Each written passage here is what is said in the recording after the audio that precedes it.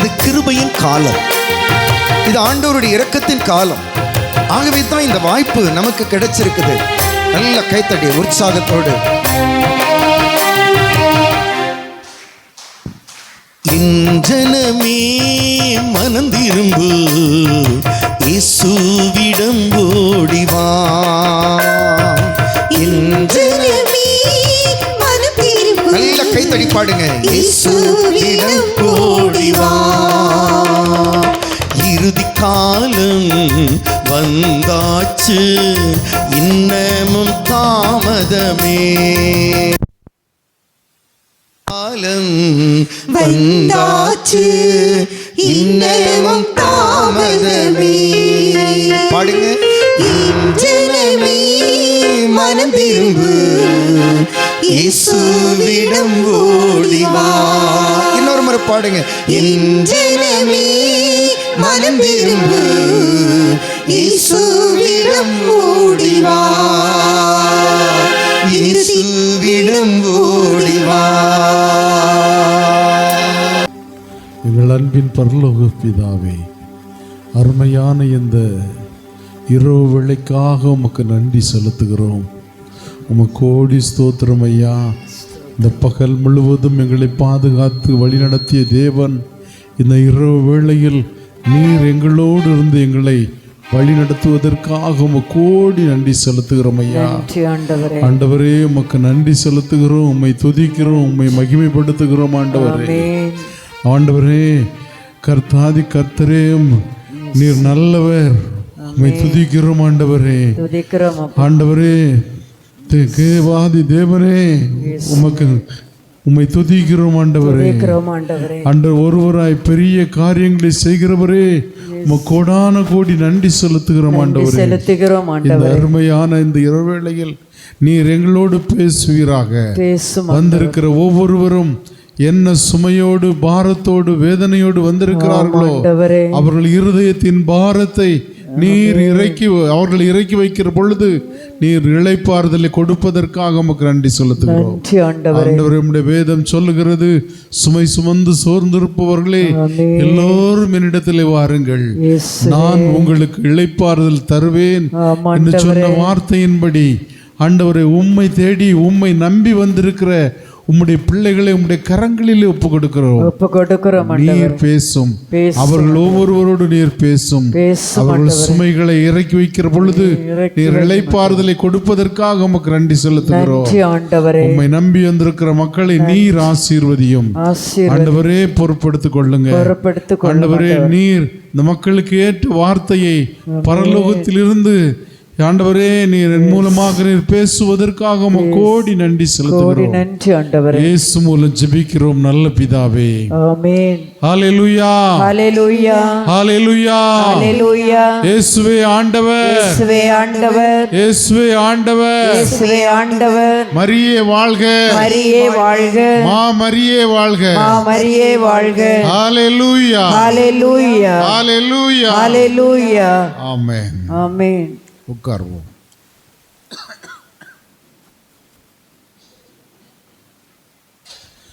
மத்தேயு எழுதின சுவிசேஷம் 4வது அதிகாரம் 17வது இறைவார்த்தை ஒருவர் சத்தமாக வாசிப்போம்.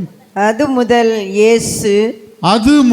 இயேசு மனமாறுங்கள், மனமாறுங்கள், ஏனெனில் விண்ணரசு நெருங்கி வந்துவிட்டது என பறைசாற்ற தொடங்கினார். விண்ணரசு நெருங்கி வந்துவிட்டது என்று பறைசாற்ற தொடங்கினார். ஆண்டவராகிய இயேசு இந்த உலகத்திலே நமக்காக அன்னை மரியாளுடைய வயிற்றிலே பிறந்து நம்முடைய பாவங்களுக்காக, நம்முடைய அக்கிரமங்களுக்காக, நம்முடைய அநியாயங்களுக்காக, நம்முடைய மீறுதல்களுக்காக, நம்முடைய அநியாயமான செயல்களுக்காக இயேசு 2000 ஆண்டுகளுக்கு முன்பாகவே நாம் இன்றைக்கு வாழ்ந்து கொண்டிருக்கிறோம். நம்முடைய மீறுதல்களுக்காக 2000 ஆண்டுகளுக்கு முன்பாகவே இயேசு நம்முடைய பரிகாரியாக சிலுவையிலே அறையப்பட்டு தலையிலே முள்முடி, உடம்பெல்லாம் வேதனை, ஆண்டவரே அவருடைய சிலுவையிலே தொங்கிக் கொண்டிருக்கிற பொழுது, பிதாவே, இவர்கள் செய்வது இன்னதென்று அறியாமல் செய்கிறார்கள், இவர்களை மன்னியும் மன்னியும் என்று நமக்காக பரிந்து பேசி அந்த இயேசு நமக்காக மரித்து 3ஆம் நாள் உயிரோடு எழுந்து, உங்களுக்கு சமாதானம், உங்களுக்கு அமைதி உண்டாகுக என்று வாழ்த்திய அன்பு ஆண்டவர், அந்த நேசரை நாம் நேசிக்கிற பொழுது நம்முடைய முழு குடும்பமும் வாழ்வு பெறும். அந்த ஆண்டவராகிய இயேசுவை முழு குடும்பமும் நேசிக்கிற பொழுது நாம் வாழ்வு பெறுவோம். நாம் வாழ்வு பெறுவதற்காகவே இந்த அருள் வாழ்வு தியான நிலையத்துக்கு நாம் வந்திருக்கிறோம். பிரியமானவர்களே, நீங்கள் வந்த வண்ணமே திரும்பி சென்று விடக்கூடாது. நம்முடைய பாவங்களில் இருந்து நம்ம விடுதலை பெற வேண்டும். நீங்கள் என்ன பாவத்தோடு வந்திருக்கலாம், என்ன சுமையோடு வந்திருக்கலாம், பலவித பிரச்சனைகளுக்கு நடுவில் இந்த இடத்துக்கு வந்திருக்கலாம். ஆனால் இந்த இரவு பொழுதில் தேவன் உங்கள் ஒவ்வொருவரோடும் பேசுவார். அல்லேலூயா, அல்லேலூயா, அல்லேலூயா, அல்லேலூயா. நீங்கள் என்ன எதிர்பார்ப்போடு வந்திருக்கிறீர்களோ அதை எல்லாவற்றையும் நிறைவேற்றுவார். அல்லேலூயா, அல்லேலூயா, அல்லேலூயா, அல்லேலூயா. இன்றைக்கு ஆண்டவராகிய இயேசு நம் மேல் ஒரு பெரிய திட்டத்தை வைத்திருக்கிறார். நம் ஒவ்வொருவரை குறித்து ஒரு திட்டத்தை வைத்திருக்கிறார். அது சாதாரணமானதல்ல. உங்களுக்கு அநேக கனவுகள் வரலாம். அதை குறித்து நீங்கள் ரொம்ப பாரப்படலாம், வேதனைப்படலாம். அது உங்களுக்கு பெரிய சுமையாக கூட இருக்கலாம். ஆனால் உங்களுக்கு வருகிற கனவு கூட ஒரு விடுதலையை நோக்கி படிநிலை நடத்துகிறவர் தான் நம்முடைய ஆண்டவராகிய இயேசு. பிரியமானவர்களே, ஆதியாகமம் 37வது அதிகாரம் 7வது இறை வார்த்தையில் ஒரு மனிதனை குறித்து நாம் அங்கு தியானிக்க போகிறோம். நாம் வயலில் அறுத்த அரிகளை கட்டும் பொழுது திடீரென எனது அரிக்கட்டு எழுந்து நிற்க, உங்கள் அரிக்கட்டுகள் என் அரிக்கட்டையை சுற்றி வணங்கின என்றார். பாருங்கள், யாக்கோபினுடைய மகன், இளைய மகன் சூசை என்கிற யோசேப்பு, அவன் ஒரு கனவு காணுகிறவன். கனவின் மூலமாக அவனோடு ஆண்டவர் முகமுகமாக பேசுகிற ஒரு மனிதன், ஒரு தேவ மனிதன். அவன் ஒரு கனவு காணுகிறான். அவனோடு 7 சகோதரர்கள் இருக்கிறார்கள்.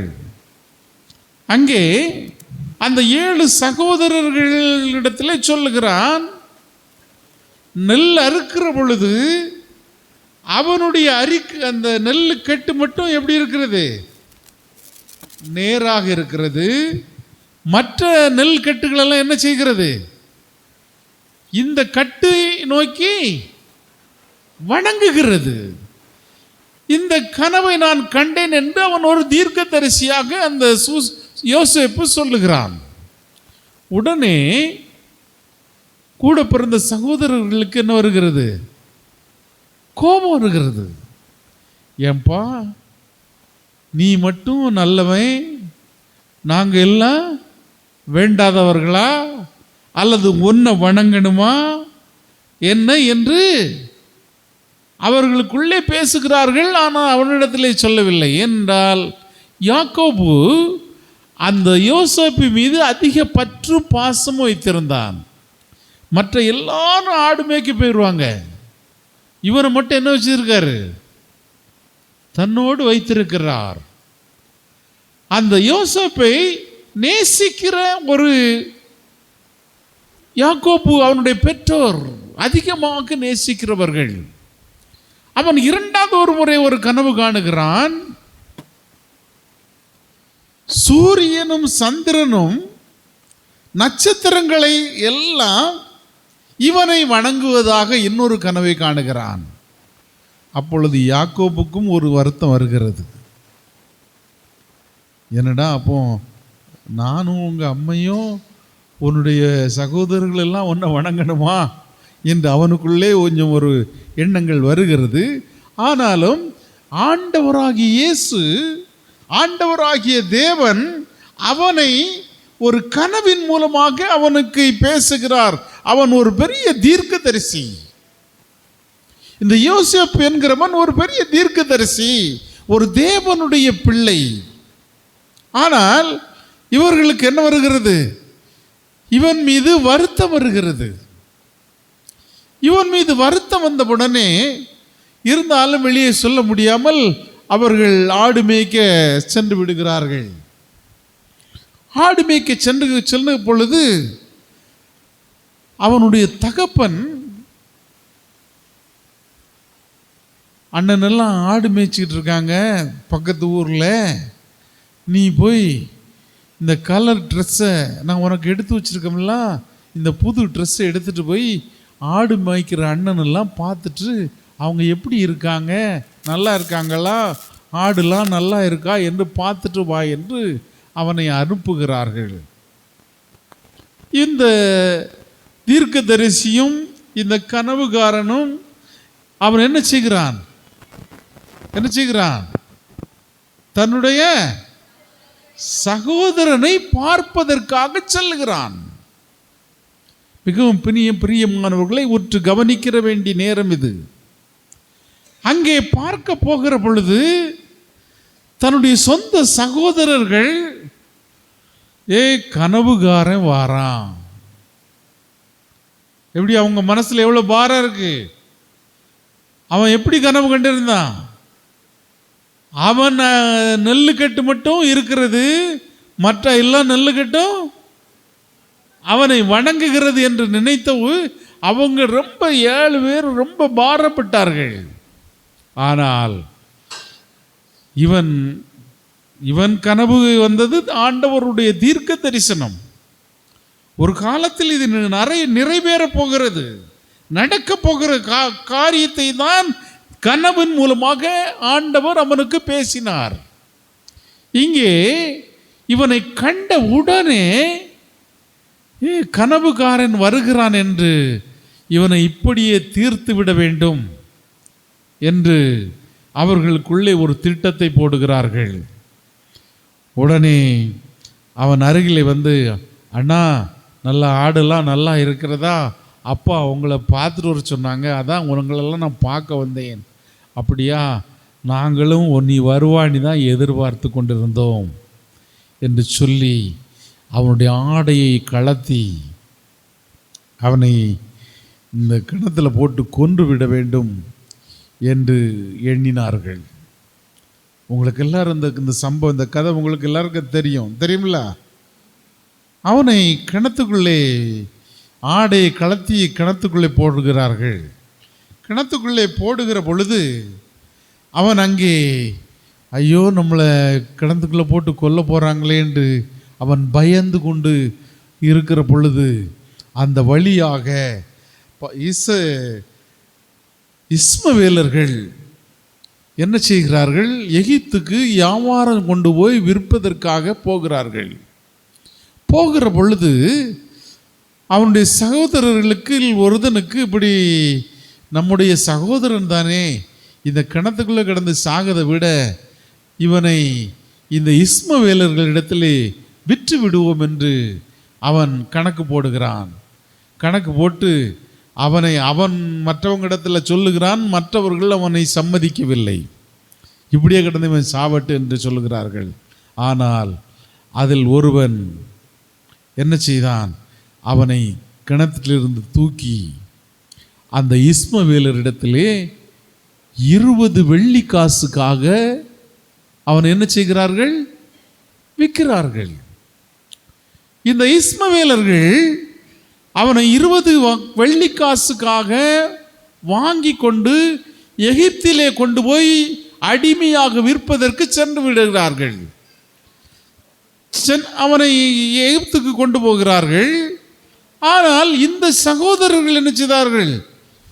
ஒரு ஆடை அடித்து அவனுடைய ஆடையை கலத்தி வைத்திருந்தார்கள் அல்லவா, அந்த ஆடையை இரத்தத்திலே என்ன செய்து நினைத்து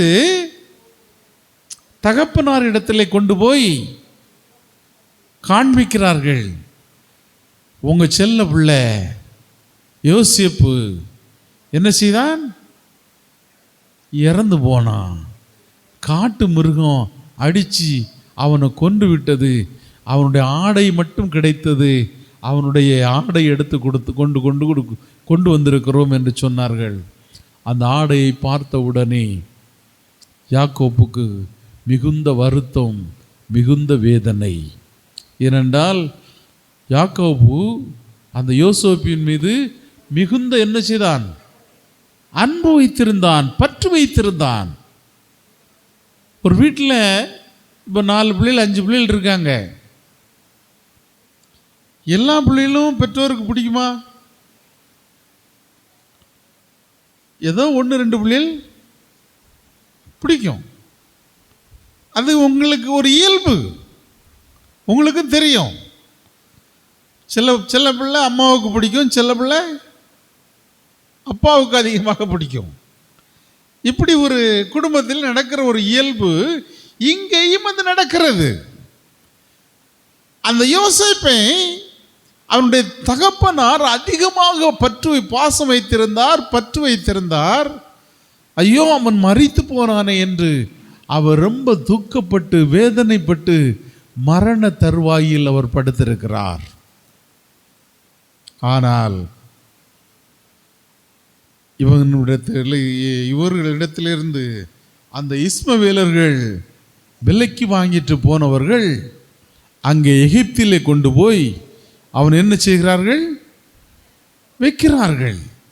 வைக்கிற பொழுது அங்கே எகிப்து ஆளுகை செய்து கொண்டிருக்கிற பார்வோன் மன்னன் பாருங்கள், அவனுடைய தளபதி என்ன செய்துகிறார்? அவனை வாங்குகிறார். அந்த ராஜாவுக்கு அடுத்த ஸ்தானத்தில் இருக்கிறவன் அந்த யோசேப்பை வாங்குகிறார்கள், விலைக்கு வாங்குகிறார்கள். எதற்காக? தன்னுடைய வீட்டுக்கு வேலை செய்வதற்காக, அந்த அவனுக்கு உதவி செய்வதற்காக வாங்குகிறார்கள். ஆனால் வேதம் அந்த யோசேப்பை குறித்து சொல்லுகிறது.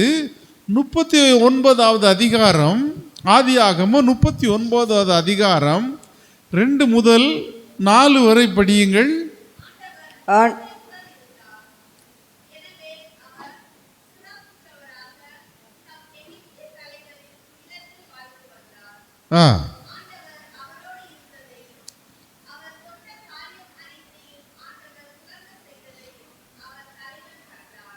பாருங்க, இவன் விலைக்கு வாங்கின பிறகு, இவன் அந்த வீட்டுக்கு போன பிறகு அந்த வீட்டில் ஒரே ஆசீர்வாதம்.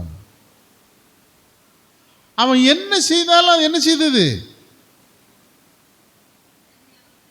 நல்ல முறையில் நடக்கிறது. அப்பொழுது அவனுக்கு மகிழ்ச்சியா இருக்குமா? துக்கப்படுவானா? 3வது வசனத்தை படிங்க. ஆண்டவர் அவரோடு இருந்ததையும் அவர் தொட்ட காரியங்கள் அனைத்தையும் ஆண்டவர் துலக்க செய்ததையும் அவருடைய தலைவன் பார்த்து ரொம்ப மகிழ்ச்சி அடைந்தான். இவனை வாங்கியது நல்லது. ஏனென்றால் யோசேப்பை குறித்து வேதம் முதல்ல 2வது வசனத்தில் சொல்லுகிறது, இவன் தேவனுடைய மனுஷன், இவன் தேவ மனுஷன். யோசேப்பு சாதாரணமான மனிதன் அல்ல. அவன் கண்ட கனவுகள் எல்லாம் அங்கே பலிக்க போகிறது. அவன் கண்ட கனவுகள் எல்லாம் அங்கே நடக்கிறது. ஆனால் அவனை கிணத்துக்குள்ளே இறக்கி போட்டு கொல்ல வேண்டும் என்று நினைத்தார்கள். ஆனாலும் கடவுள் அவனை விடவில்லை. அவனை அந்த இஸ்மவேல் இடத்துல விற்று எகிப்திலே அடிமையாக கொண்டு போய் பார்வோனுடைய ராஜ்யத்திலே இருக்கிற அந்த முதல் தளபதியானவர், ராஜாவுக்கு அடுத்த ஸ்தானத்தில் இருக்கிறவன் வாங்குகிறான், வீட்டுக்கு வருகிறான். அங்கே அவன் உண்மை உள்ளவனாக இருக்கிறான். அந்த வீட்டில் கடவுளுக்கு பயந்தவனாகவும் அந்த மனுஷனுக்கு பயந்தவனாகவும் எங்கும் உண்மை உள்ளவனாக இருக்கிறான். உண்மை உள்ளவனாக இருக்கிற பொழுது அந்த வீடு எப்படி இருக்கிறது? ஆசீர்வாதமாக இருக்கிறது. பிரியமானவர்களே, இன்றைக்கும் நான் உங்களுக்கு சொல்லுகிறேன், நாம் எங்கும் கடவுளுக்கு உண்மையாக இருக்கிற பொழுது கடவுள் நம்முடைய வீட்டை ஆசீர்வதிப்பார். இன்னைக்கு அநேக பேர் நமக்கு ஏன் நம்மளை மட்டும் கடவுள் சோதிக்கிறார்? சிலர் நினைக்கிறோம்ல, நமக்கு ஏன் இந்த கஷ்டம் வந்துக்கிட்டே இருக்கிறது? அவன் கோயிலுக்கே போக மாட்டேங்க, அவன் நல்லா இருக்கானே. நம்ம ஒழுங்காக கோயிலுக்கு போகிறோம், ஒழுங்காக திவ்ய நற்கருணை வாங்குகிறோம், ஒழுங்காக ஜெபிக்கிறோம், நல்லா பைபிள் படிக்கிறோம், நமக்கு ஏன் இந்த கஷ்டம் என்று நாம் நினைக்கிறோம். கஷ்டம் நிரந்தரமானது அல்ல. கஷ்டம் நிரந்தரமானது அல்ல. உன் துக்க நாட்களை ஒரு நாள் முடித்து போடுகிறவர் தான் நம்முடைய ஆண்டவர். நம் கண்ணீரை துடைக்கிறவர் தான் நம்முடைய ஆண்டவர். நம்மளை கண்டு பிறர்கள் எரிச்சல் படலாம், பிறர்கள் வேதனைப்படலாம், பிறர்கள் பொறாமைப்படலாம். ஆனால் நம்மை உண்டாக்கிய தேவன், நம்மை நேசிக்கிற ஆண்டவர் நம்மை ஒருபோதும் கைவிட மாட்டார். ஒரு சம்பவத்தை நான் உங்களுக்கு ஞாபகப்படுத்துகிறேன். இந்த சமயத்தில் சாது சுந்தர் சிங் என்கிற ஒரு மிஷினரி, அவன் சிங்கு இனத்தை சார்ந்தவன். அவனுடைய வீட்டிலே அவன் ஒத்தைக்கு ஒரு பிள்ளை. ரொம்ப பணக்காரன், ரொம்ப செல்லமாக வளர்கிறான். ஆனால் பிற மதத்தை சார்ந்தவன். ஆனால் அவனிடத்திலே, அவனுடைய தாயாரிடத்திலே ஒருவர் கொண்டு ஒரு புதிய ஏற்பாடு பைபிளை கொடுக்கிறார்கள். கொடுத்த உடனே அந்த பைபிளை படியா என்று அவனுடைய தாயார் தன்னுடைய மகனிடத்திலே கொடுக்கிற பொழுது, அந்த சாது சுந்தர் சிங் என்ன செய்கிறார், அந்த பைபிளை வாங்கி ஒவ்வொரு பேப்பராக கிழிச்சு கிழிச்சு என்ன செய்தார், அடுப்பில் தீயில போட்டு எரிச்சிக்கிட்டு இருக்கார். அப்பொழுது அவனுடைய பெற்றோர் சொல்லுகிறார்கள், மகனே உனக்கு பிடிக்கலைன்னா விட்டுரு. அப்போ சொல்லுகிறார், இது வெளிநாட்டு கடவுள், இந்த கடவுள்லாம் நமக்கு தேவையில்லை, நமக்கு நிறைய கடவுள் இருக்கார், நமக்கு நிறைய கடவுள் இருக்காங்க என்று அவர் சொல்லி மீண்டும் எரிக்கிறார். உடனே தகப்பனார் வந்து சத்தம் போட்டு அந்த வாங்கி கொண்டு செல்லுகிறார்கள். காலம் செல்லுகிறது. செல்லுகிற பொழுது இவனும் வயது கொஞ்சம் ஏறி, இந்த சாது சுந்தர் சிங்கும் கொஞ்சம் வயது முதிர்கிறது. ஆனால் அவன் பக்தியானவன். பக்தியா உள்ள அந்த மனுஷன் திடீரென்று அவனுடைய தாயார் இறந்து போகிறார்கள்.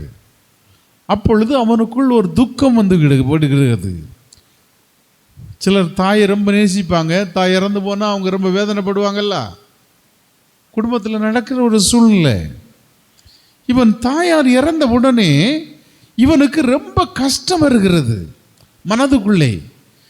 நான் நேசிக்கிற தாயார் இறந்து விட்டாங்களே, நாம் இவ்வளவு கடவுள் பக்தியாக இருக்கிறோம், ஒரு கடவுள் கூட நம்மளை அம்மாவை காப்பாற்ற முடியலையே என்று அவன் வேதனைப்பட்டு, கடவுள் யார் என்று எனக்கு பார்க்க வேண்டும், அந்த கடவுளை நான் காண வேண்டும் என்று அவன் பல நாட்கள் வேண்டிக் கொண்டே இருக்கிறான். ஒவ்வொரு கடவுளாக பார்த்து, அவன் வழிபடுகிற ஒவ்வொரு கடவுளையும் பார்த்து வேண்டுகிறான்.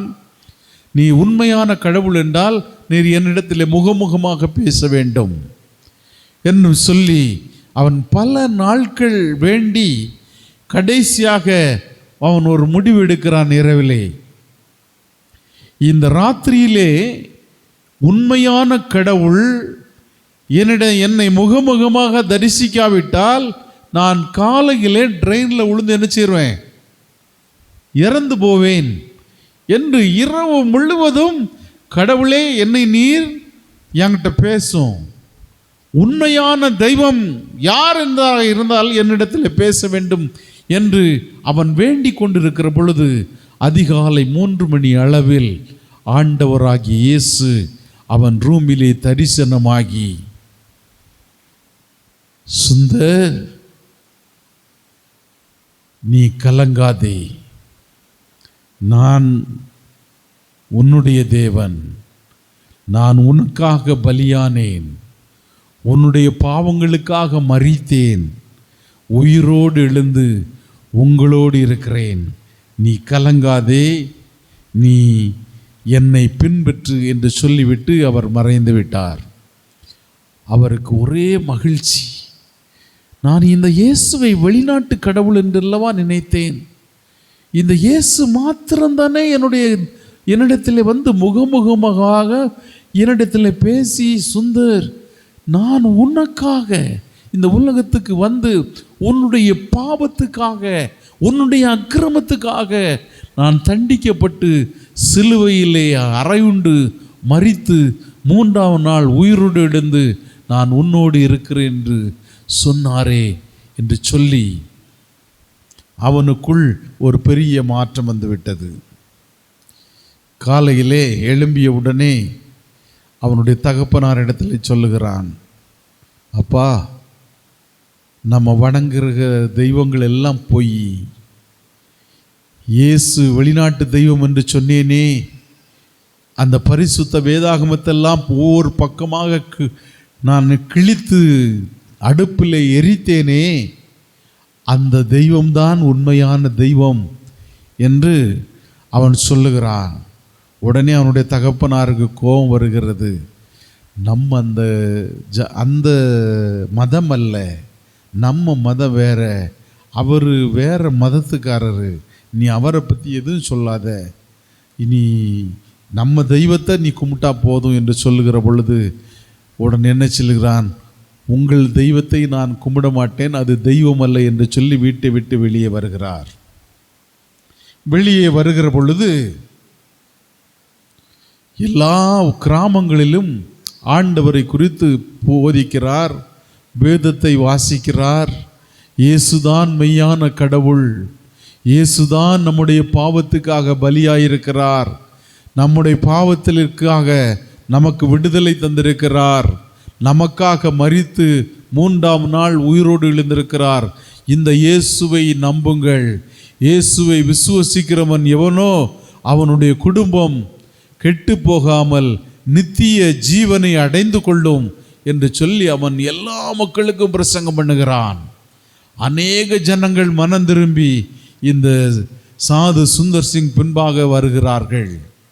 அவன் அநேக ஜனங்களுக்கு இயேசுவை பற்றி சொல்லி ஒவ்வொரு கிராமமாக சென்று கடைசியாக இமயமலை அடிவாரத்துக்கு சென்று அங்கிருக்கிற அந்நிய சாமிகளுக்கெல்லாம் போய் சொல்லுகிறான், நீங்கள் வணங்குகிறது எல்லாம் உண்மையான தெய்வம் அல்ல, இயேசு மாத்திரம் உண்மையான தெய்வம் என்று சொல்லி அவன் பிரசங்கம் பண்ணுகிற பொழுது அங்கே இருக்கிற மத தலைவர்கள் அங்கே இருக்கிற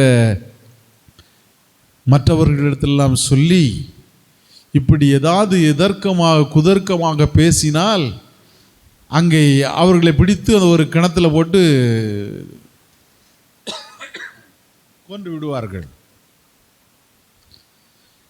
கடைசியாக இவனை சொல்லி பார்த்தார்கள், நீ சிங்குக்காரன், ஆகவே நீ இந்த தெய்வத்தை குறித்து இங்கு பேசாதே, உன்னுடைய மதம் வேறு,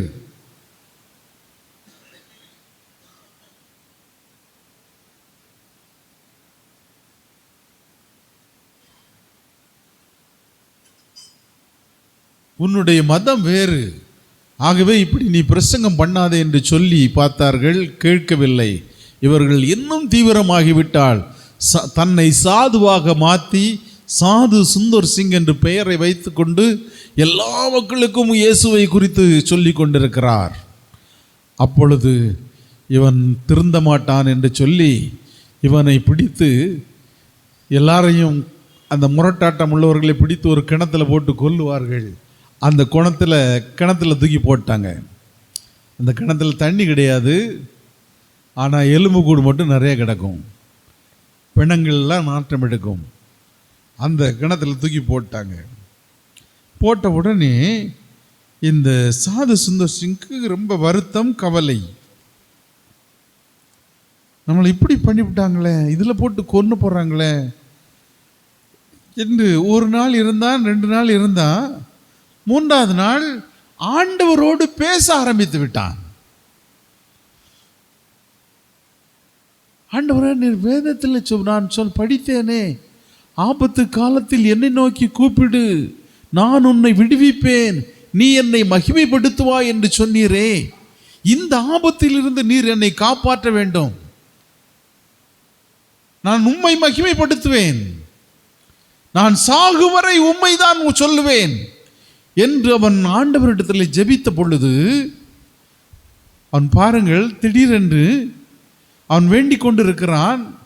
உடனே மேலிருந்து ஒரு கயிறு அந்த கிணத்துக்குள்ள வருது. அந்த கயித்தை போட்டுட்டு, சுந்தர் இந்த கயித்தை பிடிச்சி மேலே வா என்று சொல்லுகிறது. உடனே பார்க்குறான், கயித்தை பிடிச்சி மேலே வந்துட்டான். மேலே வந்து பார்த்தா இந்த கயிறை போட்ட ஆள் கண்ணு கெட்ட திசை வர இல்லை. சுத்தி பார்க்கிறான், யாரும் இல்லை. அப்பொழுதுதான் நினைக்கிறான், இயேசு என்னை காப்பாற்றி இருக்கிறார். அல்லேலூயா, அல்லேலூயா, அல்லேலூயா, அல்லேலூயா, அல்லேலூயா. ஆபத்து காலத்தில் என்னை நோக்கி கூப்பிடு. இன்னைக்கு மனுஷன் ஆபத்து காலத்தில் யாரையோ தேடி போறாங்க. இதுக்கு முன்னால சாட்சியை கேட்டீங்க, யாரை தேடி போனாங்க? அந்த வார்த்தையே வாயில் வரக்கூடாது. அப்படி போறாங்க. ஆனால் இந்த மனுஷன் அந்நிய மதத்தினுடைய சார்ந்த அந்த சாது சுந்தர் சிங், அவன் கிணத்துக்குள்ளே கிடக்கிற பொழுது கைத்தாய் ஆண்டவராகிய இயேசு போட்டு அவனை வெளியே எடுத்து விடுகிறார். தேடி பார்க்கிறான், இல்லை.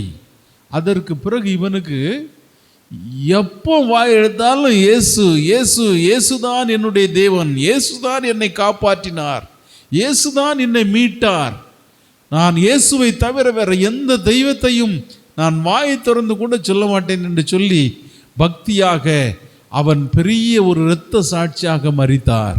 ஆகவே தான் சாது சுந்தர் சிங் என்று இன்றைக்கும் அநேக மக்களால் இந்தியாவில் சொல்லப்படுகிறது.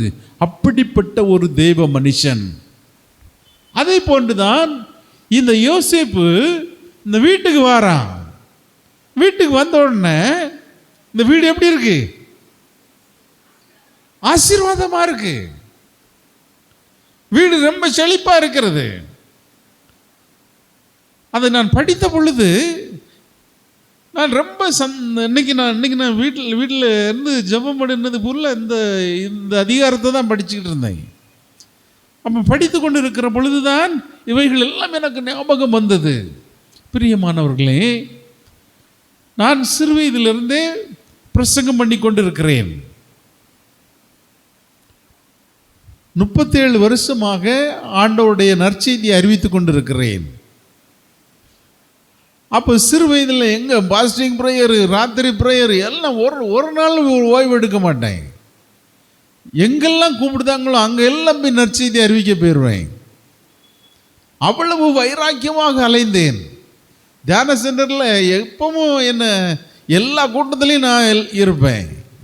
எங்கே கூட்டம் நடத்தினாலும் அதில் நான் ஒரு நாள் நான் இருப்பேன். அப்படி அவ்வளவு பக்தியோட, அதை விட என்னை இவ்வளவு உருவாக்கியவர் அருமையான அருள் சகோதரர். அவர் இறந்து போனாங்க. அவங்க தான் என்னை ரொம்ப பயன்படுத்தினாங்க. நிறைய நற்செய்தியை சொல்லி தந்தாங்க. அவங்க பேர் மனசுக்குள்ள கிடக்கு, வெளியே வரமாட்டுக்கு. அவங்க அக்காலாம் அங்கே வந்து வருவாங்க.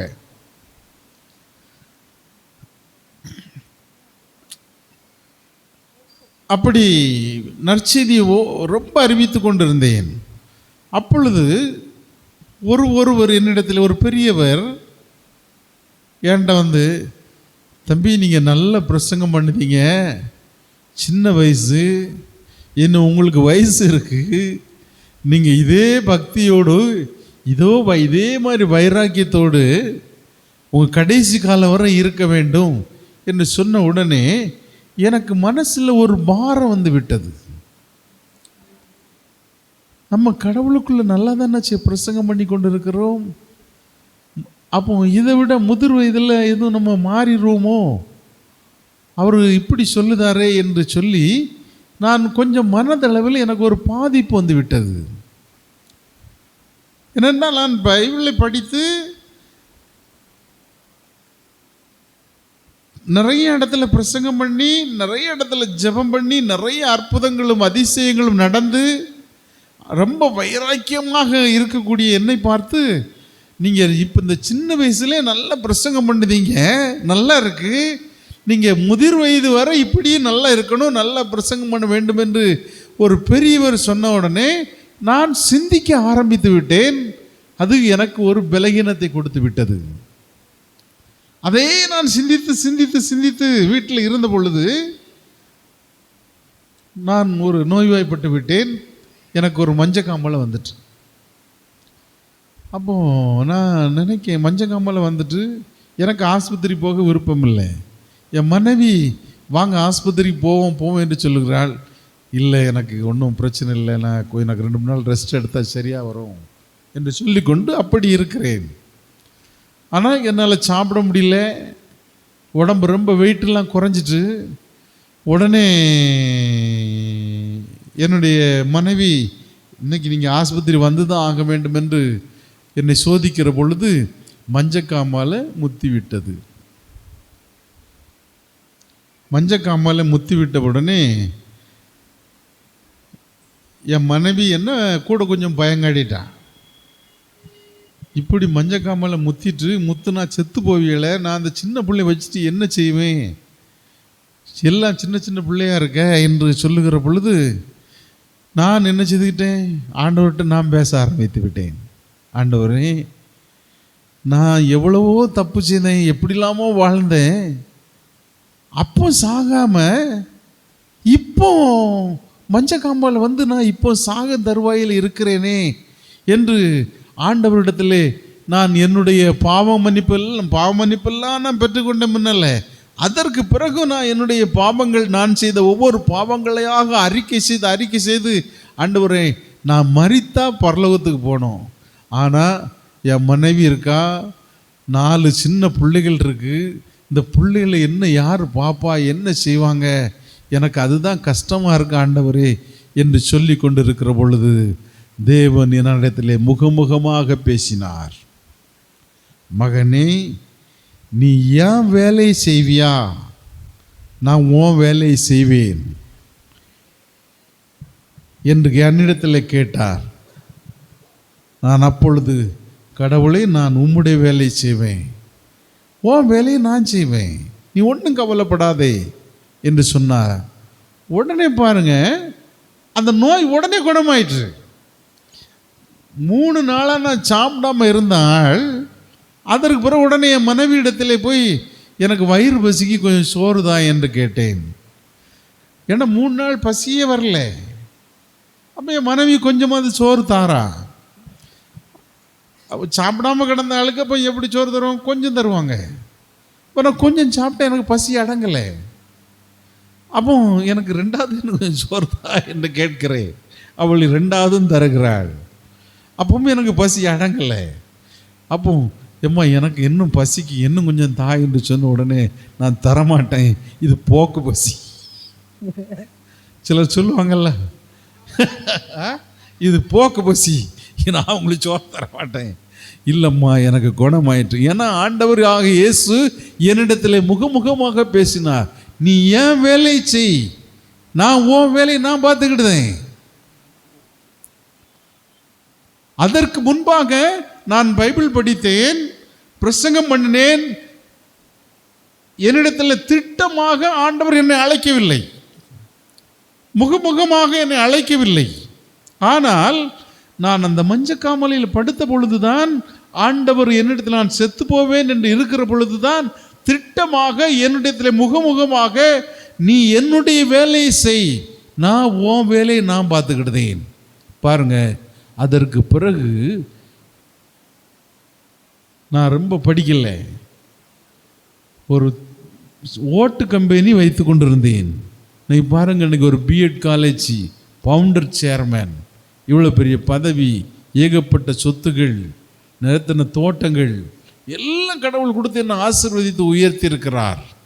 ஆனால் இந்த வயதிலும் என்னுடைய பலகீனமாக இருக்கிற இந்த நேரத்திலும் ஆண்டவருடைய வார்த்தையை அறிவிக்கிறேன் என்றால், இயேசு அவர் என்னிடத்திலே பேசியிருக்கிறார், என் வேலையை நீ பார், உன் வேலையை நான் பார்த்துக்கிடுதேன். நான் 2-3 மாதத்துக்கு முன்பாக ரொம்ப மரித்து போகிற நிலைமையில் நான் இருந்தேன். ஆனாலும் இந்த தியான சென்டருக்கு வருவேன், வந்து மனம் திரும்புதல் வகுப்பை எடுத்துவிட்டு தான் செல்வேன். ஆகவே பிரியமானவர்களே, அதற்கு பிறகு எனக்கு ரொம்ப பற்று வந்து விட்டது. எப்போ கூப்பிட்டாலும் சரிதான். அதற்கு பிறகும் அருள்வாழ் தியான நேரத்தில் எங்கே கூட்டம் நடத்தினாலும் கண்டிப்பாக எனக்கு ஒரு நாள் உண்டு. இவங்க எந்த இடத்துல நற்செய்தி கூட்டம் நடத்தினாலும் சரிதான். ஏன் திருச்சியில் கூட ஒரு நாள் நடத்தினாங்க, ஒரு ஆன்ஸ் காலேஜ். அங்கேயும் பாருங்க, நான் மனம் திரும்புதல் வகுப்பு தான் அங்கேயும் எடுத்தேன். அங்கு மக்களுக்கு அநேக பேர் கண்ணீர் விட்டு கதறினார்கள். தன்னுடைய பாவங்களை மறைக்கிறவன் வாழ்வடைய மாட்டான், அவைகளை அறிக்கை செய்து விட்டு விடுகிறவன் வாழ்வு வருவான் என்ற வார்த்தையை சொல்லி நான் அதை வைத்து பிரசங்கம் பண்ணினேன். அங்கே இருக்கிற திருச்சி காலேஜில் மக்கள் எல்லாரும் அழுது புலம்பி கண்ணீர் வடித்து கதறினார்கள். பிரியமானவர்களே, அந்த அளவுக்கு ஆண்டவர் நம்மை நேசிக்கிறார். இந்த யோசேப்பும் அந்த வீட்டுக்கு போன பிறகு அவன் ஆசீர்வாதமாக இருந்தான். ஆனால் அங்கு அவனுக்கு ஒரு சூழ்நிலை வருகிறது. என்ன சூழ்நிலை வருகிறது? அந்த எஜமானுடைய மனைவி என்ன செய்கிறாள்? இவனை நேசிக்கிறாள், இவனை அன்பு செலுத்துகிறாள். எப்படியாவது இவனை என்ன செய்ய வேண்டும்? கவர்ந்து விட வேண்டும், தன் பக்கம் இழுத்து விட வேண்டும் என்று அவள் ஆசைப்படுகிறாள். ஆசைப்பட்டு சந்தர்ப்பமும் பார்க்கிறாள். ஆனால் இந்த யோசேப்பு என்கிற மனுஷன், தேவ மனுஷன், அந்த பாவத்துக்கு இடம் கொடுக்க மாட்டேன் என்கிறான். ஒரு நாள் அவள் இவன் ஆடையை பிடித்து இழுக்கிற பொழுது ஆடையை கழத்தி விட்டு வெளியே ஓடிவிட்டான். இந்த பாவத்திலே நான் விழமாட்டேன், நான் கடவுளுக்கு பயந்தவன், என்னுடைய எஜமானுக்கும் பயந்தவன் என்று தன்னுடைய ஆடையை கழத்தி விட்டு வெளியே ஓடிவிட்டான். உடனே அவள் என்ன செய்து விட்டாள்? வீண் பழியை இவன் மீது போட்டுவிட்டாள். தன்னுடைய கணவனை வர சொல்லி, இவன் என்னிடத்திலே தப்பான அடுக்காக நடப்பதற்காக முயற்சி செய்தான், அவனுடைய ஆடை என்னுடைய கரங்களில் இருக்கிறது பாருங்கள் என்று சொன்ன உடனே அந்த எஜமான் இவனை குறித்து சொல்லுகிறான், இவன் வந்த பிறகுதான் எல்லாமே நல்லா இருந்து. அப்படி தானே சகோதரி? இவன் வந்த பிறகுதான் எல்லாம் நல்லா நடக்கிறது என்று சொன்ன அதே எஜமான் இவன் வந்து எங்க போடுகிறான்? சிறைச்சாலையிலே போடுகிறான். சிறைச்சாலையிலே கிடக்கிறான். சிறைச்சாலை கிடக்கிற பொழுதும் அவன் அங்கே ஜெபிக்கிறான், ஆண்டவரே, என் சகோதரர்கள், சொந்த சகோதரர்கள் என்னை கிணத்துல போட்டாங்க, அதிலிருந்து காப்பாத்தினீங்க. என்ன அந்த இஸ்மவேலர் அவர்கள் வந்து எகிப்தில் கொண்டு விற்றாங்க, அப்பொழுதும் என்ன அந்த ராஜாவினுடைய வீட்டில் கொண்டு வச்சு என்னை நல்லா வளர்த்தீங்க, நல்லா வச்சிங்க, நான் உண்மையாக இருந்தேன். ஆனால் இப்பொழுது சிறைச்சாலையில் இருக்கிறேன். இந்த ஆபத்து காலத்தில் என்னை நீர் விடுவியும். நான் எந்த பாவமும் செய்யவில்லை, எந்த தவறும் செய்யவில்லை, நீர் அறிவீர் என்று அவன் ஆண்டவரிடத்தில் வேண்டுகிற பொழுது அந்த ராஜா ஒரு கனவு காணுகிறான். அந்த ராஜா, அந்த பார்வோன் மன்னன் ஒரு கனவு காணுகிறான். என்ன கனவு என்றால், ஒரு 7 பசு இருக்கிறது, 7 மெலிந்த பசு இருக்கிறது. அந்த மெலிந்த பசு இந்த 7 பசுவை என்ன செய்கிறது? விலக்கி விடுகிறது. இதை பார்த்த இந்த கனவை கண்டவுடனே அந்த ராஜாவானவன் அவன் அரண்மனையில் இருக்கிற மூப்பர்கள், ஜோசியர்கள், மாந்திரவாதிகள் எல்லாரையும் கூப்பிட்டு கேட்கிறான், இந்த கனவுக்கு ஒரு விளக்கம் சொல்லுங்க என்று சொல்லுகிற பொழுது ஒருவராலும் சொல்ல முடியவில்லை. உடனே அங்கே சிறைச்சாலையில் இருக்கிற ஒரு மனிதன் சொல்லுகிறான், நான் ஒரு கனவு கண்டேன், அதற்கு அந்த சிறைச்சாலையில் இருக்கிற அந்த யோசேப்பு சொன்னான், அது கரெக்டாக இருந்து அவனை கூப்பிட்டு வாருங்கள் என்று சொன்ன உடனே ராஜ மரியாதையோடு அவனை யோசேப்பை கூட்டி கொண்டு வருகிறார்கள். வருகிற பொழுது இந்த கனவை சொல்லுகிறார்கள். உடனே அவன் ஆண்டவரிடத்தில் கேட்கிறான், ஆண்டவரே,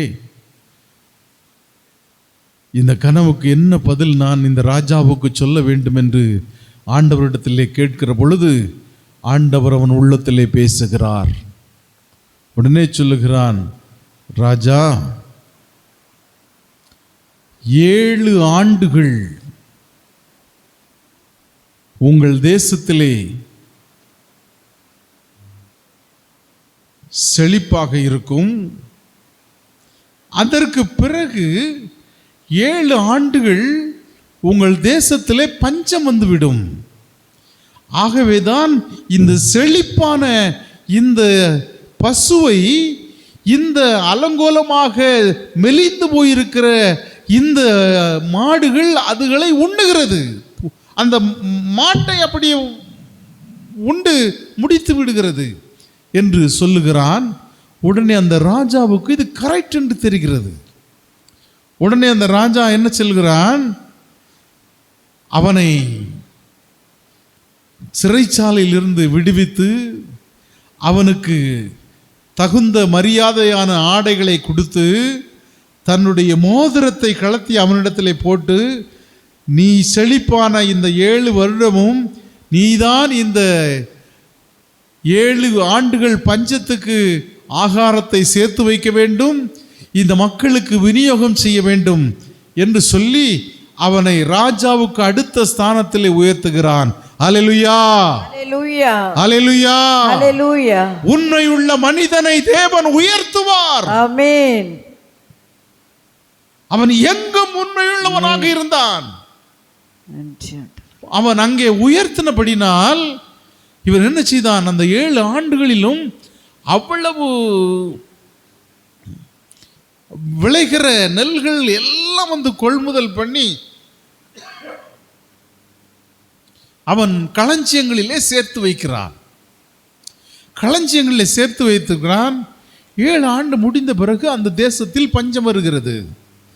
அந்த எகிப்தில் மட்டும் பஞ்சம் இல்லை, சுற்றி இருக்கிற கிராமங்கள், சுற்றி இருக்கிற நாடுகள் எல்லாம் பஞ்சம்.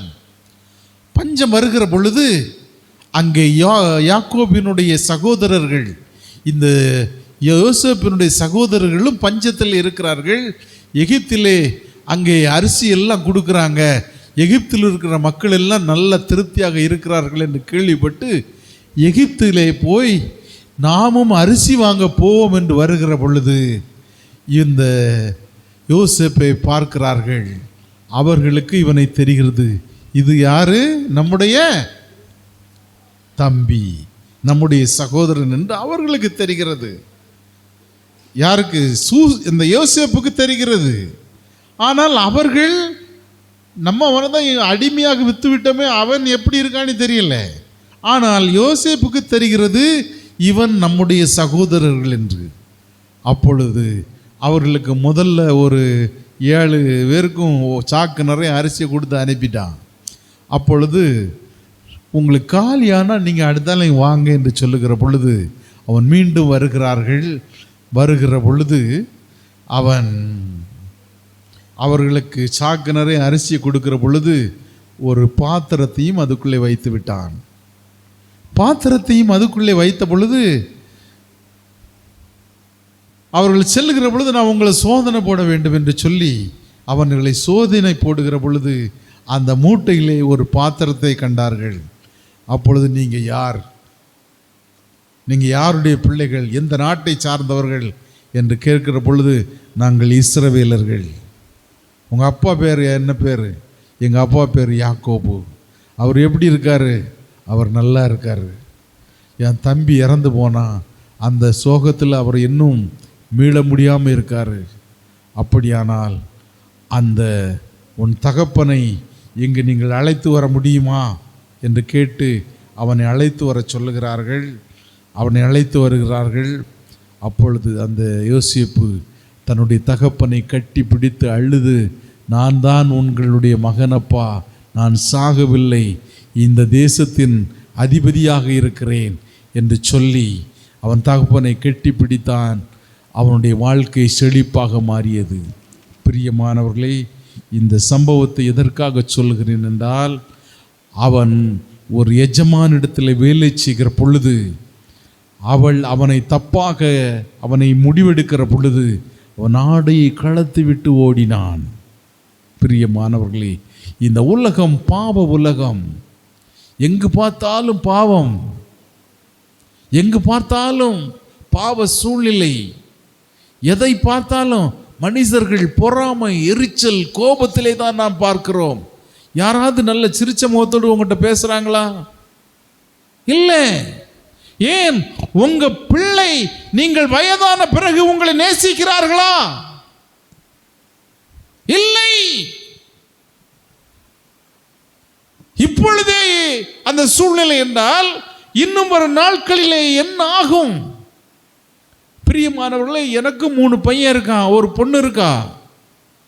என் மனைவிக்கு காலில் கிம்ஸில் கொண்டு போய் ஆப்ரேஷன் பண்ணோம் 3 மாதத்துக்கு முன்னால. எனக்கு 3 மருமக இருக்கிறா. எல்லாரும் தனித்தனியாக வீட்டில் இருக்காங்க.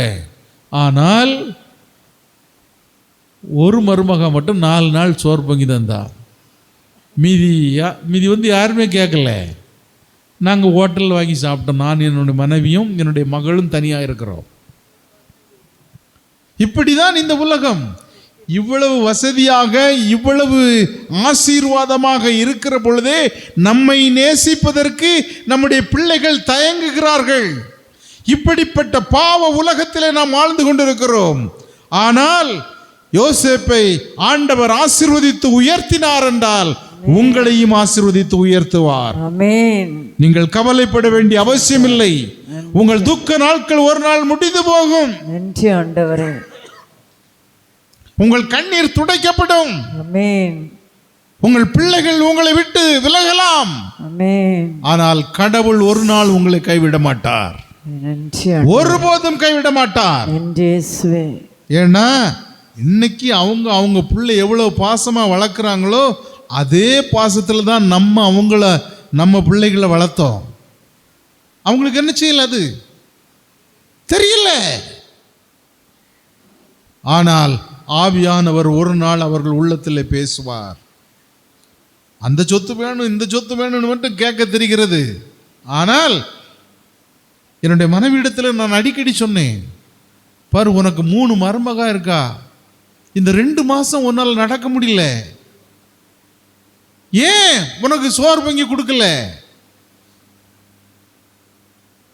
ஒரு மருமக 4 நாள் பொங்கி கொடுத்தா, மறு அவன் அம்மா வீட்டுக்கு போனால் மறு வந்தால் என்னால் முடியலைன்னு சொல்லிவிட்டாள். நாங்கள் ஹோட்டலில் வாங்கி சாப்பிட்டோம். ஆனால் இப்பொழுது என் மனைவி கால் நடக்கிறாள், இப்போ அவள் பொங்குகிறாள், நாங்கள் சாப்பிடுகிறோம். ஆனால் அவளும் என்னுடைய பிள்ளைகளில் ஒருதனை அதிகமாக நேசித்தாள், அதிகமாக அன்பு செலுத்தாள். எப்பமாவது அவன் வீட்டில் கொண்டு கறி வச்சிருக்கேன், சோறு வச்சிருக்கேன்னு கொண்டு கொடுப்பான், அவ்வளோதான். தன்னுடைய மனைவி எங்கள் அம்மா எந்திக்கிறது வரை நீ தான் பொங்கி கொடுக்க வேண்டும் என்று அவனால் சொல்ல முடியவில்லை. காரணம், இந்த பாவ உலகத்திலே வாழ்ந்து கொண்டிருக்கிறோம்.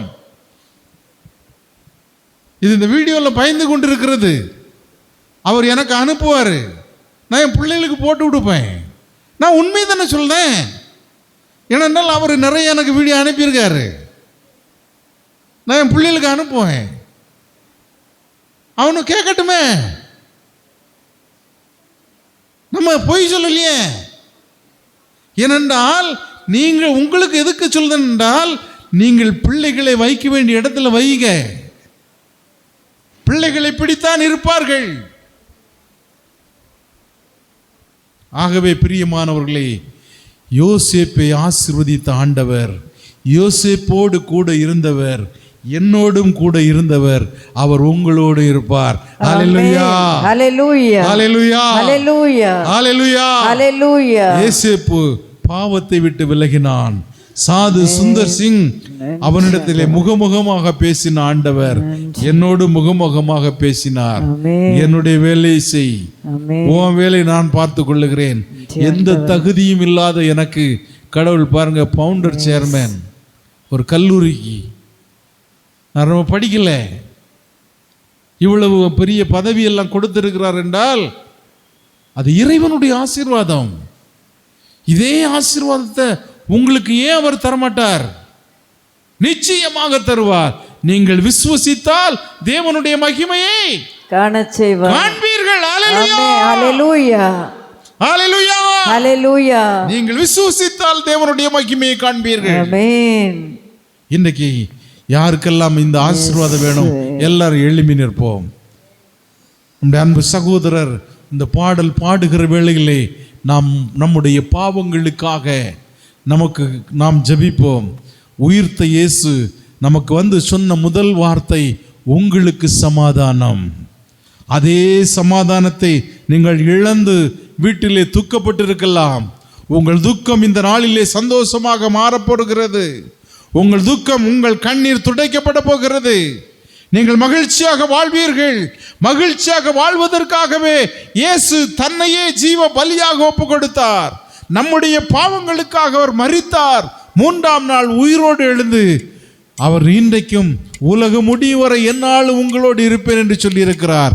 அந்த இயேசு நம்மோடு இருக்கிறார், நம்மோடு இருக்கிறார். அந்த ஆண்டவர் சமாதானத்தின் தேவன், சந்தோஷத்தின் தேவன். இந்த பாடலோடு இணைந்து நாம் ஜெபிப்போமா?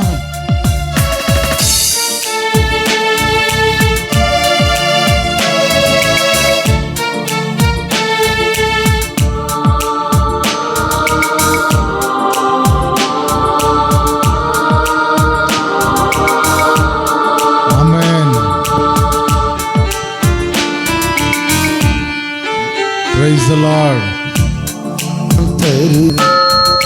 சமாதானம் தருகின்றவர், எனக்கு சந்தோஷம் தருகின்றவர், ஆறுதல் தருகின்றவர், அமைதியை தருகின்றவர், ஆறுதல் தரு எனக்கு சந்தோஷம் தருகின்றவர், சமாதானம் தருகின்றவர், ஆமென். எனக்கு சந்தோஷம் தருகின்றவர். Praise the Lord. இயேசுவே, இயேசு ஆண்டவரே, ஆண்டவரே, ஆமென். இயேசுப்பா, உமக்கு நன்றி. நன்றி ஆண்டவரே. நன்றிப்பா, நன்றிப்பா. இயேசுவே, உமக்கு நன்றி. நன்றி இயேசுவே. சத்தமாக ஆமென், ஆமென், ஆமென். பாவங்கள் செந்தூரம் போல் சிவந்திருந்தாலும் பெண்பனி போல் வெண்மையாக மாறும் என்றார். ஆமென். அவைகள் செந்தூரம் போல் சிவந்திருந்தாலும் வெண்பனி போல் வெண்மையாக மாறும் என்றார். பாவங்களை வெறுத்திடுவோம், ஆமென். சாபங்களை ஒழித்திடுவோம், ஆமென், ஆமென். பாவங்களை வெறுத்திடுவோம், Oh my Lord. சாபங்களை ஒழித்திடுவோம், இயேசுவின் பின் செல்வோம், இன்பமாய் வாழ்ந்திடுவோம்,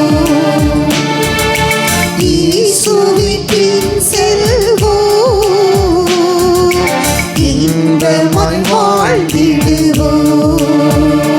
அவர் இயேசுதான், ஆமென், ஆமென், ஆமென். அவர் இயேசுதான், ஆமென், ஆமென், ஆமென். அவர் இயேசுதான், அவர் இயேசுதான். ஆமென், ஆமென், ஆமென், ஆமென். பாவங்கள் செந்தூரம் போல் சிவந்திருந்தாலும் பெண்பனி போல் வெண்மையாக மாறும் என்றார். பாவங்கள் செந்தூரம் போல் சிவந்திருந்தாலும் வெண்பனி போல் வெண்மையாக மாறும் என்றார். பாவங்களை வெறுத்திடுவோம், ஆமென். சாபங்களை ஒழித்திடுவோம், பாவங்களை வெறுத்திடுவோம், சாபங்களை ஒழித்திடுவோம். ஆமென் ஆமென்.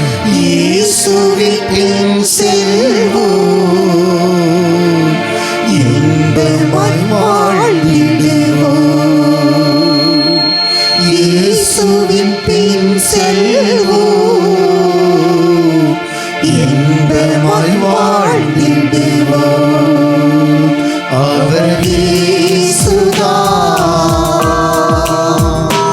அவர் இயேசுதான், ஆமென் ஆமென் ஆமென். அவர் இயேசுதான், ஆமென் ஆமென் ஆமென். அவர் இயேசுதான், ஆமென் ஆமென் ஆமென். அவர் இயேசுதான், அவர் இயேசுதான், ஆமென் ஆமென் ஆமென். அவர் இயேசுதான், ஆமென். எல்லாம் வாய் திறந்து சொல்லுங்க, வாய் திறந்து சொல்லுங்க. அவர் இயேசுதான், இயேசுவே இயேசுவே. அவர் இயேசுதான், ஆமென் ஆமென் ஆண்டவரே ஆமென் அவர் இயேசுதான், ஆமென் ஆமென் ஆமென் ஆமென் ஆமென் ஆமென் ஆமென். ஆமென் இயேசுவே ஆமென் ஆமென் ஆமென். இயேசுவே நீர் நல்லவர், உம்முடைய கிருபை என்றும் உள்ளது. ஆமென். உம்முடைய கிருபைக்காக ஸ்தோத்திரம், ஸ்தோத்திரம் ஆண்டவரே, உமக்கு ஸ்தோத்திரம் அப்பா. ஸ்தோத்திரம் இயேசுவே ஆண்டவரே, உமக்கு நன்றி இயேசு ஆண்டவரே. செலுத்துகிறோம் ஆண்டவரே. எல்லாரும் வாய் திறந்து சொல்லுங்க, இயேசுவே, இயேசுப்பா. இயேசுப்பா. இயேசுதான் நம்முடைய பரிகாரி, ஆமென். இயேசுதான் நமக்காக ஆமென். நம்முடைய பாவங்களுக்காக தண்டனை ஏற்றுக்கொண்டவர். இயேசுவே, நீங்க தண்டனை ஏற்க வேண்டாம். ஆமென். நீங்கள் வேதம் சொல்லுகிறது, தன் பாவங்களை மறைக்கிறவன் வாழ்வடைய மாட்டான், ஆமென். அவைகளை அறிக்கை செய்து விட்டு விடுகிறவனோ வாழ்வு பெறுவான். ஆமாம் இன்றைக்கு ஆண்டவரே. ஆண்டவர் உங்களை வாழ வைப்பதற்காக இயேசுவே. இந்த இடத்துக்கு அழைத்து வந்திருக்கிறார். ஆமென். கண்ணீரோடு கண்ணீரோடு ஆமென். இயேசுவே என்று கூப்பிட்டு வா. இயேசுவே. கண்ணீரோடு கூப்பிடு சகோதரி, இயேசுவே. கண்ணீரோடு கூப்பிடு, இயேசுவே. கண்ணீரோடு கூப்பிடு.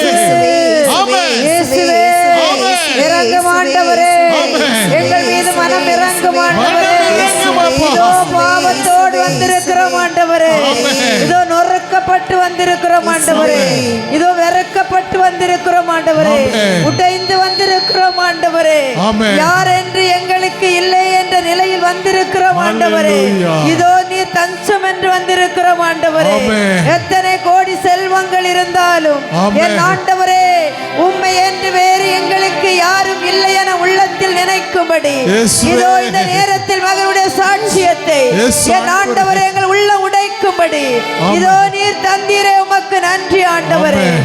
எத்தனை பேர் இருந்தாலும், எத்தனை சொத்து சுகங்கள் இருந்தாலும் ஆமென். ஆண்டவரே, இந்த மண்ணகத்தில் எதையும் நாங்கள் ஆளப்போவதில்லை ஆண்டவரே. ஆமென். விண்ணகத்தில் இருக்கிற உம்மை நோக்கி ஸ்தோத்திரம், கதறுவதற்கு ஸ்தோத்திரம். இதோ இவ்வேளையில் எங்கள் மீது மனம் இறங்கும் ஆண்டவரே. மனம் இறங்கும் எங்கள் ஐயா. பாவங்களை கழுகும் ஆண்டவரே. ஆமென். நாங்கள் மனம் மாற வேண்டும் ஆண்டவரே. ஆமென், ஆமென். ஆண்டவரே, நாங்கள் உம்மோடு மனம் ஆமென், மாற வேண்டும் ஆமென். ஆண்டவரே. உம்மை ஒன்றித்து உம்மோடு ஆமென். இணைந்திருக்க ஆமென். எங்கள் பாவங்களை கழுகும்படியாக ஆமென். செந்தூரம் போல் சிவந்திருக்கும் எங்கள் பாவங்கள் ஆமென். உறைபனியிலே வெண்மையாகட்டும் ஆண்டவரே. ஆமென். மெய்யாகவே நான் பிணிகளை தாங்கிக் கொண்டேன், துன்பங்களை சுமந்து கொண்டேன் என்று சொன்னீர். ஸ்தோத்திரம். உனக்கு நிறைவாழ்வு அளிக்க தண்டிக்கப்பட்டேன் ஸ்தோத்திரம். என்று சொன்னீர் ஆண்டவரே. ஸ்தோத்திரம். எங்கள் பாவங்களை கழுகும்படியாக ஆமென். இதோ ஒப்பு கொடுக்கிறோம் ஆமென் ஆண்டவரே. ஒப்பு கொடுக்கிறோம் ஆண்டவரே, ஆண்டவரே. ஆண்டவரே, அந்த யோசேப்பு பாவத்தை கண்டவுடனே ஆண்டவரே அவன் ஆடை கள்ளத்து விட்டு ஓடினான். ஆமென். இந்த பாவ வாழ்க்கை எனக்கு வேண்டாம். ஆமென். இன்னைக்கு அநேக பேர் இந்த நன்றி பாவம் ஆண்டவரே. வேண்டாம் என்று சொல்லுகிறவர்கள் வாய் திறந்து சொல்லுங்க, ஆமென். ஏசப்பா இந்த இயேசுவே. பாவ வாழ்க்கை எனக்கு வேண்டாம், வேண்டாம் ஆண்டவரே. வேண்டாம் ஆண்டவரே. ஆமென். இயேசுவே இந்த பாவ வாழ்க்கை எனக்கு வேண்டாம், வேண்டாம். பாவ வாழ்க்கை எனக்கு வேண்டாம். வாய் திறந்து வேண்டாம் சொல்லுங்க. ஆண்டவரே. நீ அடக்கிக் கொள்ளாதே. ஆமென். உன் இருதயத்தின் ஆழத்திலிருந்து கூப்பிடு. இயேசுவே, இயேசுவே, இயேசு, என் மேல் மனம் இறங்கும் ஐயா, இயேசு, மனம் இறங்கும் ஐயா, இயேசுவே. மனம் இறங்கும் ஆண்டவரே, இறங்கும் ஆண்டவரே, மனம் இறங்கும் ஆண்டவரே. இறங்கும் ஆண்டவரே. எனக்காக ஆமென். எனக்காக ஆமென். சிலுவையிலே நீர் மரித்தீரே, தலையிலே முள்முடி, இயேசுவே. உடம்பெல்லாம் வேதனை, ஆமென். உடம்பெல்லாம் ஆமென். கரங்களிலே ஆணி அடிக்கப்பட்டிருக்கிறது, இறங்கும். இருதயம் குத்தி பிளக்கப்பட்டிருக்கிறது, உடம்பெல்லாம் வேதனை. ஆமென். யாருக்காக? இயேசு. எனக்காக, இயேசு. எனக்காக, இயேசு. எனக்காக ரத்தம் சிந்தினீங்களேப்பா. ஆமாண்டவரே. ரத்தத்தால் என்னை கழுவுங்கப்பா. ஆமாண்டவரே. இயேசப்பா, உம் ரத்தத்தால் என்னை கழுவுங்கப்பா.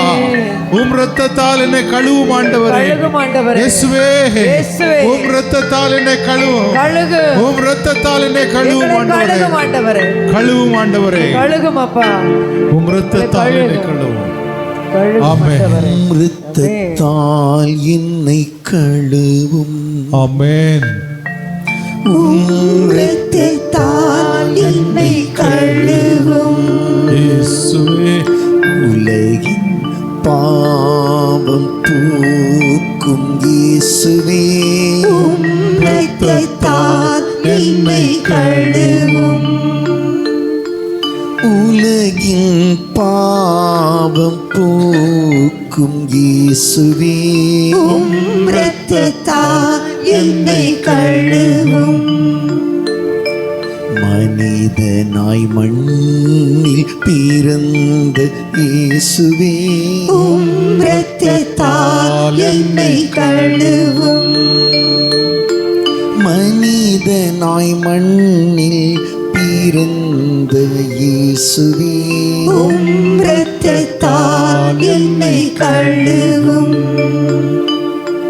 வியர்வையாய் தீருரத்தம் சிந்திய இயேசுவே, இரத்தத்தால் என்னை கழுவும், வியர்வையாய் தீருரத்தம் சிந்திய இயேசுவே, இரத்தத்தால் என்னை கழுவும், கசையால் அடிபட்டு நொந்த இயேசுவே, இரத்தத்தால் என்னை கழுவும், கசையால் அடிபட்டு நொந்த இயேசுவே, இரத்தத்தால் என்னை மூடி தலையில் தாங்கிய இயேசுவே, இரத்தத்தால் என்னை கழுவும், முள்முடி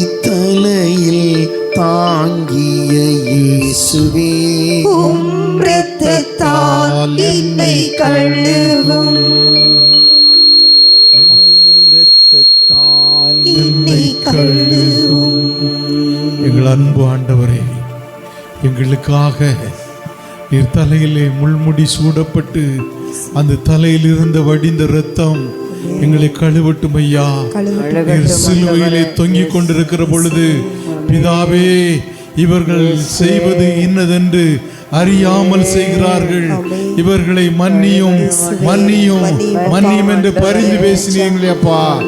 ஆண்டவரே, திரளாக கூடி வந்திருக்கிற இந்த ஜனங்களுடைய பாவங்களை நீர் மன்னிப்பதற்காக உமக்கு நன்றி. நன்றி ஆண்டவரே. கதறு கதறு சகோதரி, உன் பாவங்களை அறிக்கையிடு.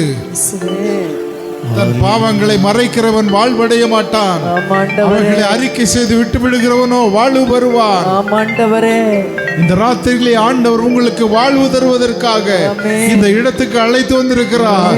கண்ணீரோடு கூப்பிடு, இயேசுவே, இயேசுவே, இயேசப்பா, என் மீது மனம் இறங்கும், மனம் இறங்கும் மனம் ஆண்டவரே. இறங்கும் ஐயா, மனம் இறங்கும் ஆண்டவரே. மனம் இறங்கும், மனம் இறங்கும் ஆண்டவரே. மனம் இறங்கும் அப்பா. என்னை ஒரு புதிய படைப்பாக மாற்றுங்க, மாற்றும் ஆண்டவரே. ஒரு புது படைப்பாக மாற்றுங்க. மாற்றும் ஆண்டவரே. பழைய வாழ்க்கை எல்லாம் என்னை விட்டு கடந்து போகட்டும் ஐயா. கடந்து போகட்டும் ஆண்டவரே. பழைய வாழ்க்கை எல்லாம் எனக்கு வேண்டாம். வேண்டாம் ஆண்டவரே. ஆண்டவரே, உம் இரத்தத்தால் கழுவி ஒரு புதிய படைப்பாக மாற்றியதற்காக உமக்கு மாற்றும் நன்றி. ஆண்டவரே, மாற்றும். உமக்கு நன்றி செலுத்துகிறோம், உம்மைக்கு நன்றி செலுத்துகிறோம், நன்றி செலுத்துகிறோம் உமக்கு நன்றி செலுத்துகிறோம், நன்றி செலுத்துகிறோம் உமக்கு நன்றி ஆண்டவரே. செலுத்துகிறோம். உமக்கு நன்றி ஆண்டவரே. எல்லாரும் கரங்களை தட்டி ஆண்டவருக்கு நன்றி சொல்வோமா? நன்றி, எல்லாரும் கரங்களை தட்டி ஆண்டவருக்கு நன்றி சொல், நன்றி ஆண்டவரே. நன்றி சொல், நன்றி சொல். நன்றி ஆண்டவரே. இயேசுவே, உமக்கு இயேசுவே, நன்றி. உமக்கு நன்றி. இயேசுவே உமக்கு நன்றி.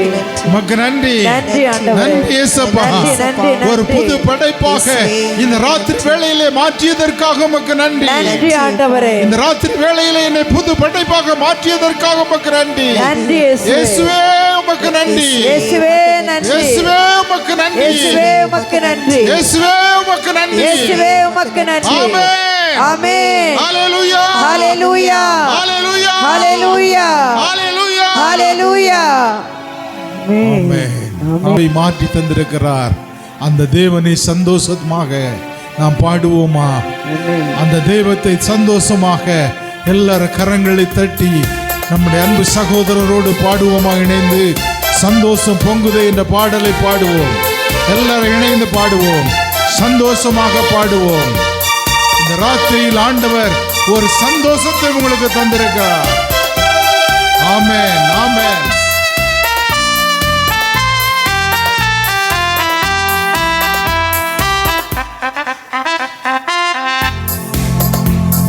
சந்தோஷம் பொங்குதே, சந்தோஷம் என்னில் பொங்குதே. ஆலிலோயா, இயேசு என்னை ரட்சித்தார், மற்றும் என்னை மாற்றினார். சந்தோஷம் என்னில் பொங்குதே. சந்தோஷம் பொங்குதே, சந்தோஷம் பொங்குதே, சந்தோஷம் என்னில் பொங்குதே. ஹalleluya, இயேசு என்னை ரட்சித்தார், முற்றும் என்னை மாற்றினார். சந்தோஷம் என்னில் பொங்குதே.